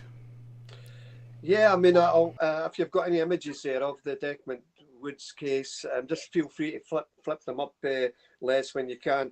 I mean, that case is well known, and but basically for anybody who's hiding in a cave and that doesn't know about the case, it goes like this. In 1979, forestry worker Robert Taylor, who was employed by Livingston Development Corporation in the forestry department, he was employed to ensure that no cattle or sheep strayed into Decmont Woods, which sits near the busy M8 motorway. Like most people, he had no interest in UFOs. You know, he was aware of it. We all are in the newspapers, but he was an honest-to-goodness man. He just wanted to get the job done, give his pay packet to his wife, have a wee pint down the bowling club, and that was his life. He had no interest in UFOs. All that changed on the morning of November the 9th, 1979. He drove up in his pickup truck to Decmont Woods. He alighted from the truck, accompanied by his Irish red setter dog Lara, and he walked along this forestry path, bordered by trees, woods, you know, on either side. It then led upon a clearing, and that's when things happened, because there, about 20, 30 feet, hovering above this small clearing, was this large dome-shaped craft with a flange going around the perimeter of it, with these cross-light projections sticking up from the flange. And he's standing, and his dog's barking. Then it blended in. It disappeared. It blended in with the shrubbery and the young trees behind it. It solidified. It desolidified. It solidified. He couldn't comprehend it. Then suddenly, what resembled 2 Second World War sea mines, those spherical balls with the spikes, it was bobbing about the North Atlantic and the shipping lanes.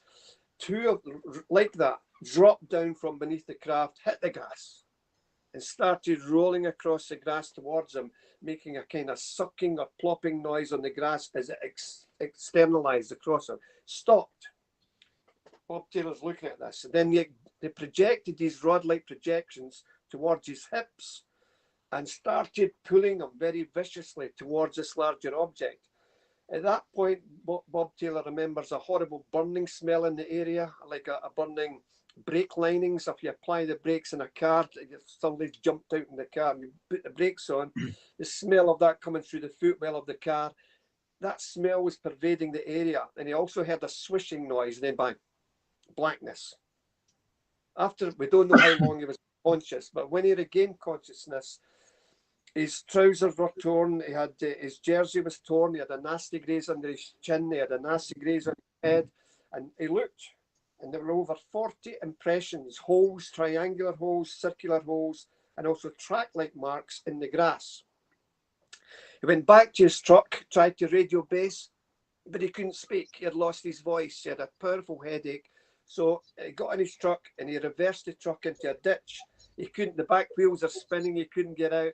And he stumbled back to his wife in the small village of Deans. It's a small village or small town near Livingston, near Decmont Woods. And when his wife saw him, she went, "What on earth has happened to you?" Because her husband was all dirty and his trousers were torn. And he said those immortal words, you know, and God bless him. He's dead now. God bless him. He says, "I've been attacked." You've been attacked? Attacked by what? By a spaceship. Oh, come inside. There's no such thing as a bloody spaceship. Come on. So she sat him down, but she knew her husband. She knew that he was distressed. She knew that he wouldn't make up this. Wait a minute, what the hell's going on? So she called in the local doctor, and he came and attended the family dwelling. He administered some of the usual, checked the heart, the pulse, the kind of rudiments. And although he was excited and his heartbeat was a bit fast, he was pretty much okay, apart from the graze and stuff. Then she says, well, the doctor says, well, best you go to Bangor Hospital and be seen by a proper physician and get you really, checked over. So he went to Bangor Hospital, which is it's only about a quarter of a mile away. And he waited, and he waited, and he waited, and he waited. And he got fed up waiting. So he discharged himself. Nobody came near him. He discharged himself.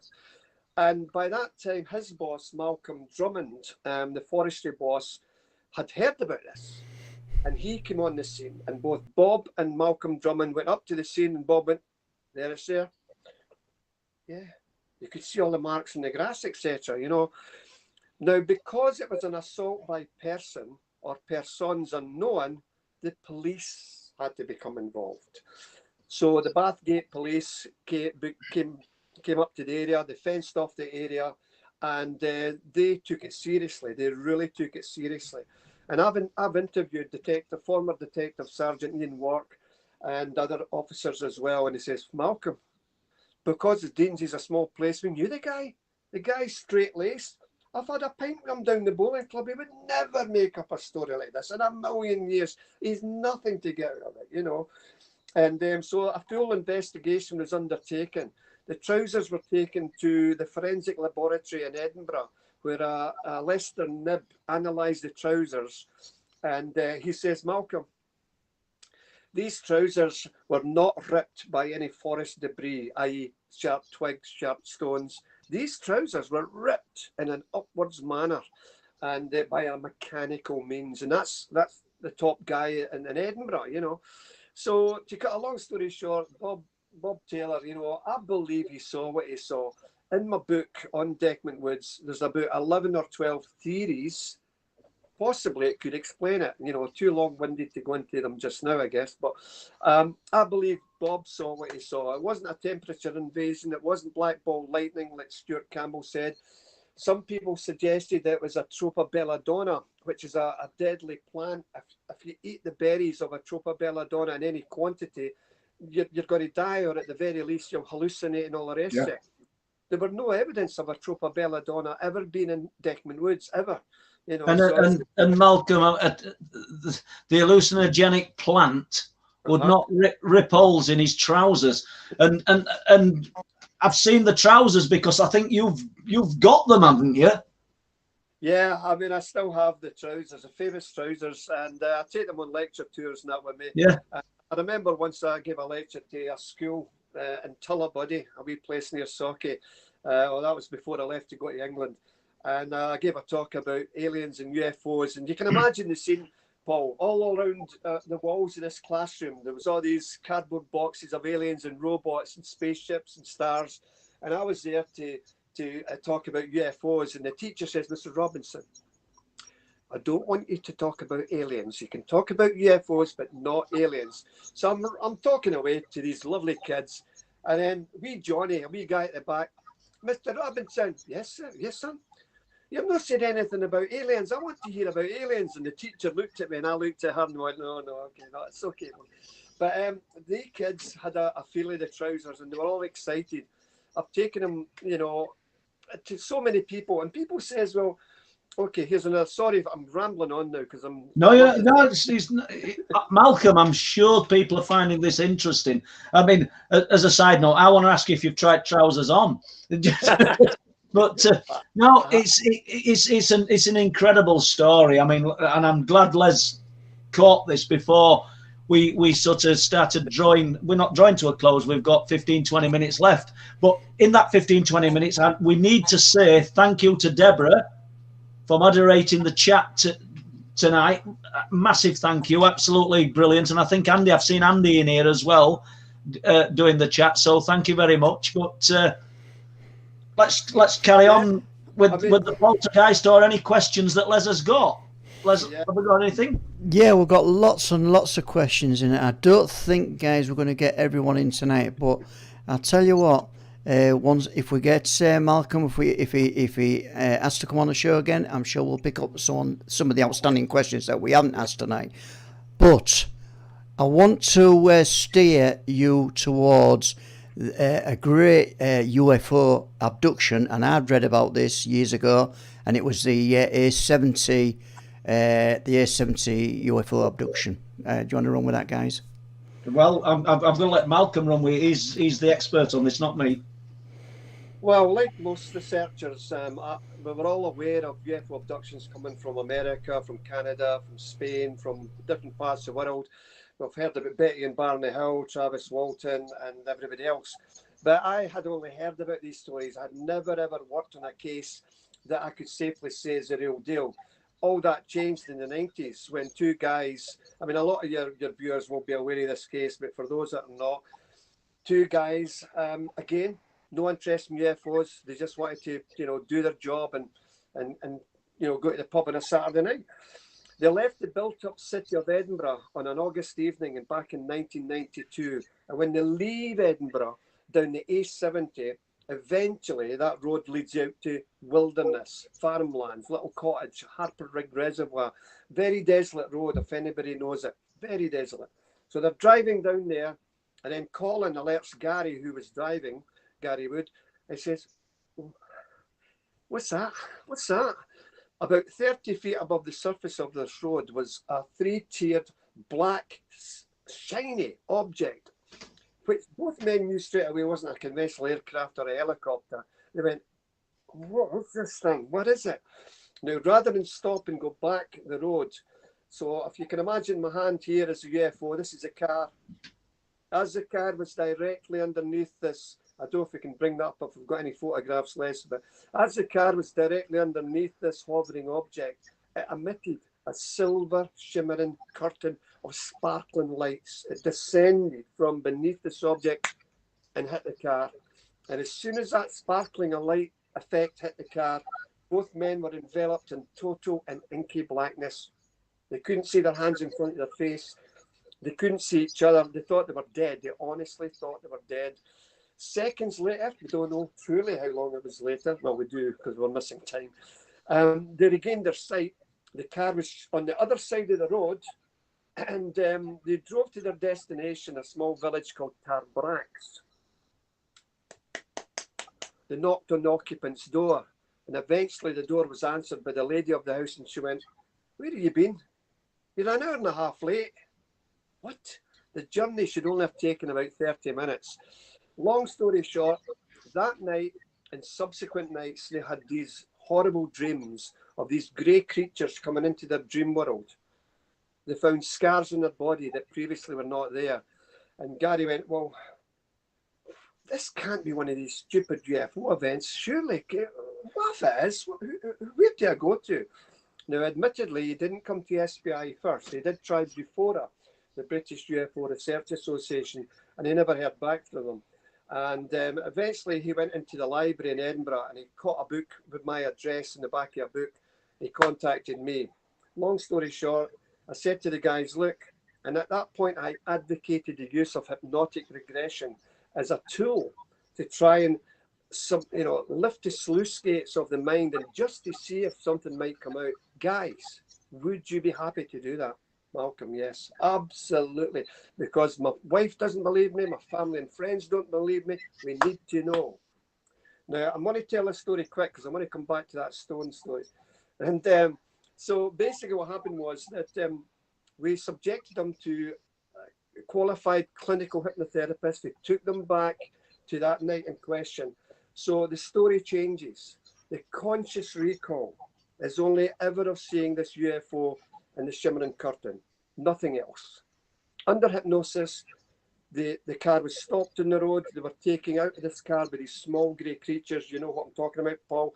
They're 3.5, 4 feet tall, large pear-shaped heads, black inky almond-shaped eyes, taken on board this object, presumably, and subjected to some form of medical or clinical examination, which was very traumatizing to them. And both men were stripped naked. Gary was on this raised table and he would love to punch these little guys that was moving about his bed. He says, Malcolm, I couldn't move a muscle. I could only move my eyes, you know. And they saw a whole range of different strange things on board this craft. Gary later passed a BBC lie detector test as well. There's so much more I could say about this case. For me personally, I totally believe in the honesty and conviction of Gary Wood and Colin Wright. And this is the focus of my next book. Now, I've written about the case in my first book, but this is going to be because all these transcripts of all the hypnosis has never been seen before, Paul, and it's going to come out in my next book. But I want to talk about the stone. Well, yes, we must do that, Les. So we'll just bypass a few questions because we need to talk about the stone.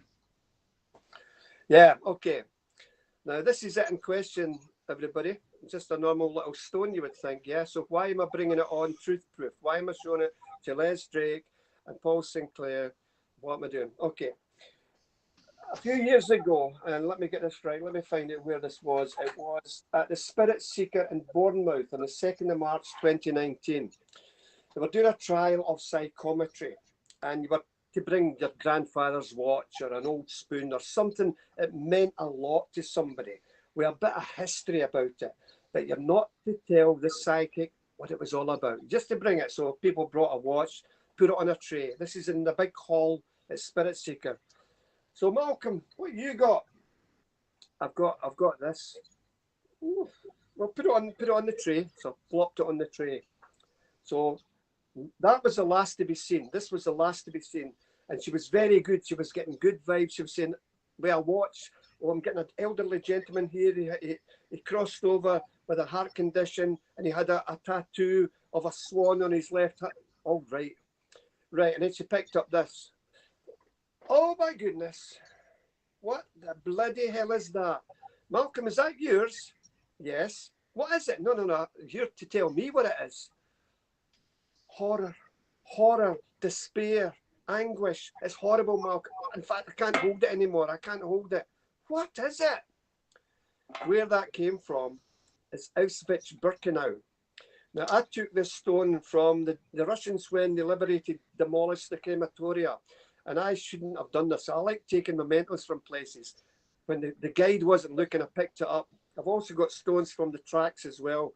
And she could feel the terror and anguish and the horror just from this little stone through psychometry. And it's just, I keep all these little things, you know. Does that not tell us?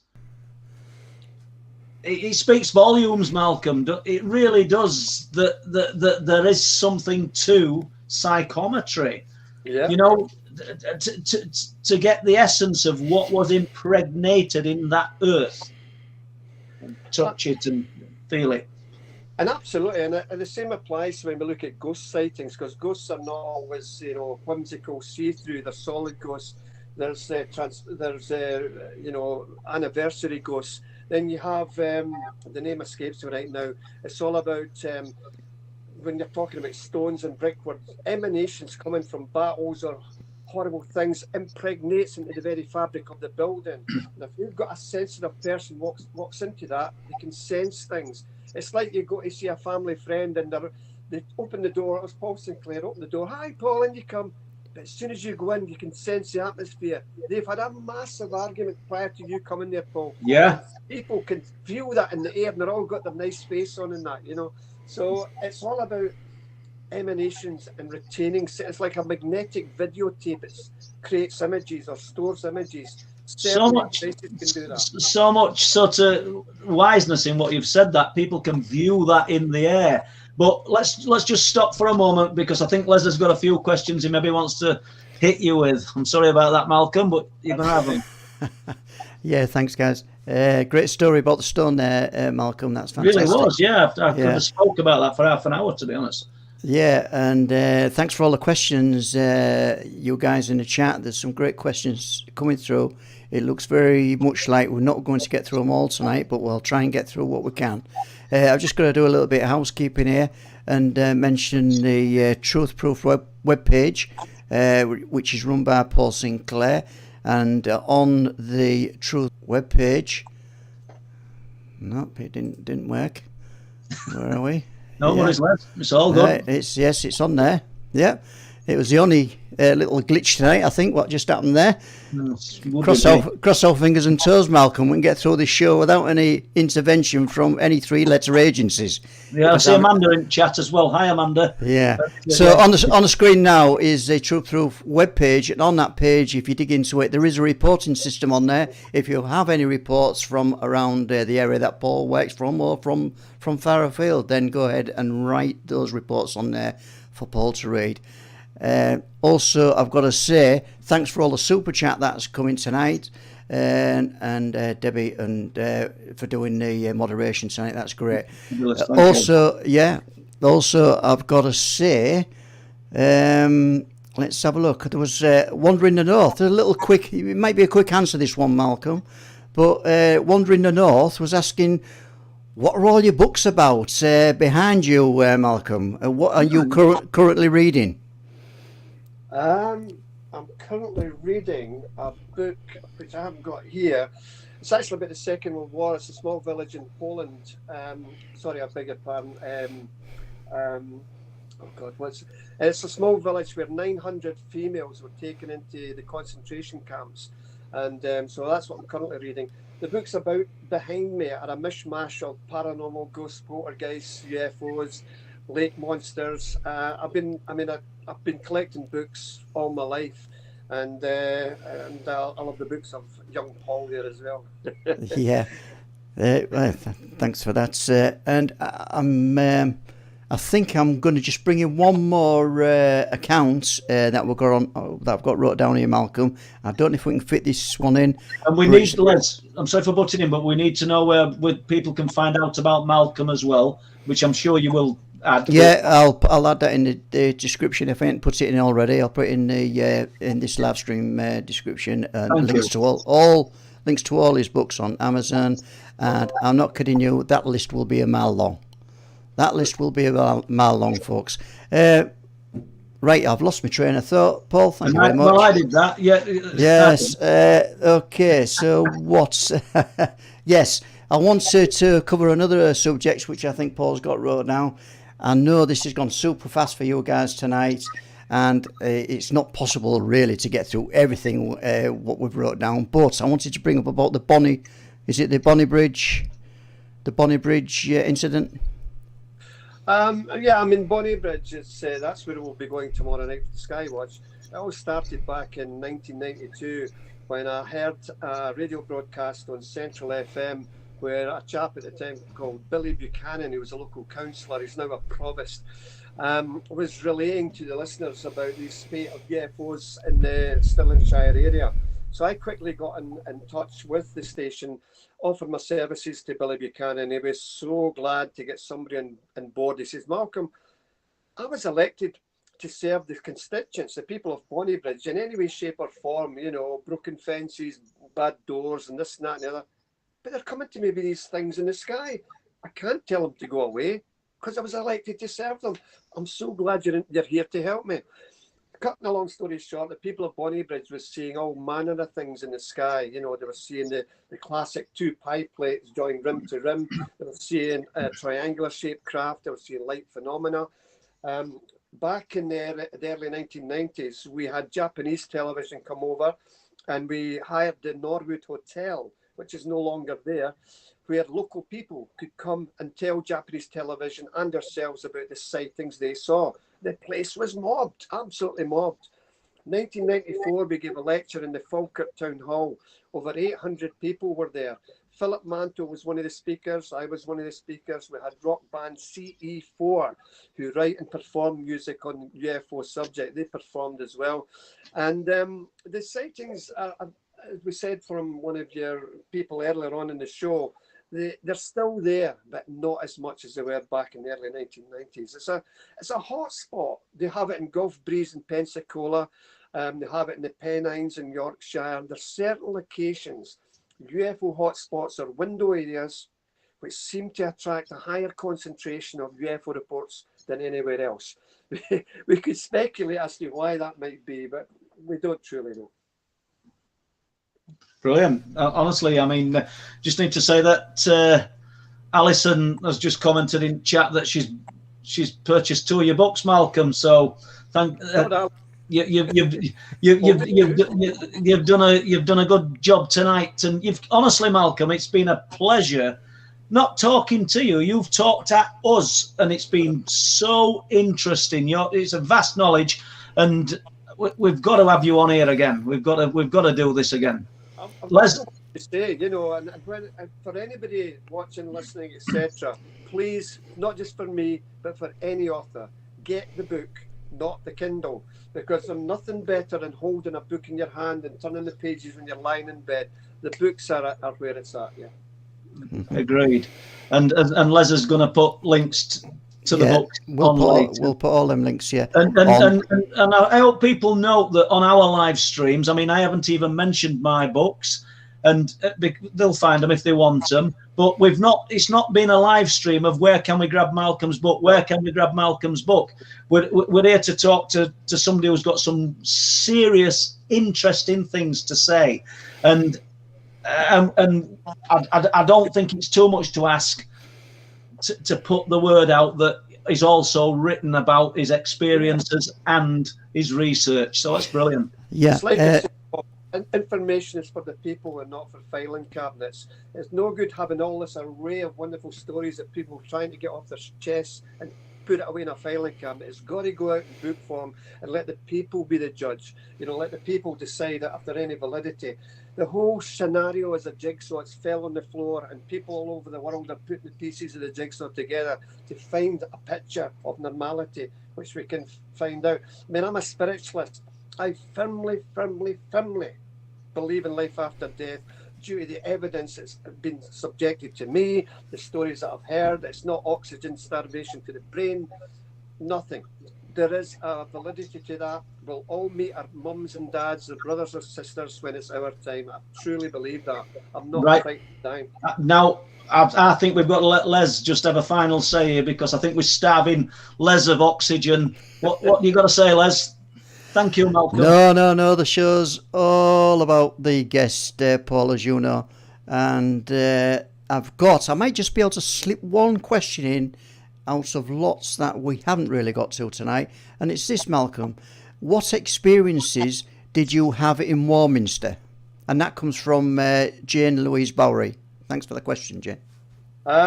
Yeah, I mean, I've lectured in Warminster, a couple of other conferences there, and we did sky watching on Cradle Hill and Star Hill. I shouldn't be saying this on the live stream, but the story, the good memories I've got is with Brian McMullen Sr. and Brian McMullen Jr., father and son, on Cradle Hill. We're meant to be doing a sky watch, and all we could do is drink cans of Scottish beer on Cradle Hill. We still look skywards. But we're cracking jokes so much. And that's the beauty of sky watching and people getting together. It's just having a good laugh. Serious, but having a good laugh at the same time, Warminster's a wonderful place. I love it. And I can't wait to get back. Yeah, that's great. I'll let you sum up tonight's live stream then, Paul. What can we say? I mean, Malcolm's been... It's not entertainment. He's been interesting and thorough from start to finish. Malcolm, thank you very much. I really think I've enjoyed this live stream as much as any that we've done. Thank you very much, and I hope you can come on again. It's been a pleasure. No, thank you very much, Paul. Thank you. You're welcome. Yeah, and thank you, guys. Now it just remains for me to wrap up. I've got to say thank you again to Paul and Malcolm for tonight's show. And you probably heard earlier, I think we did put the offer out for Malcolm to come on again. We're going to hold him to it. If he nods now, then we're in. We're in with a chance. And Deborah, thank you, Deborah and Andy. Thank you. Yes, Deborah, and I did pick up that Andy was having health issues, but I hope you get better soon, Andy. And Deborah, as Paul said, thank you very much. So let's go. There we go. Right, great stream tonight, folks. Thank you very much for joining. Now, please press the like and share button, and thanks for all the super chat donations. If you want to contribute using PayPal, that's over on the Truth Proof Facebook page. Yes, now Paul, nobody can see you, Paul, but I know you're holding up your UFO Yeah, lamp. It's a lamp. That's right, yeah. So, okay. Thanks very much, everybody who came on the stream. Thanks for all the questions. I'm sure we'll plough through some of the questions at a later date, and we'll try and get some in next week that are not Malcolm specific, even though 99% of them are. But great anyway. Thanks, everybody, for coming to the live stream, and we'll see you next time. Bye.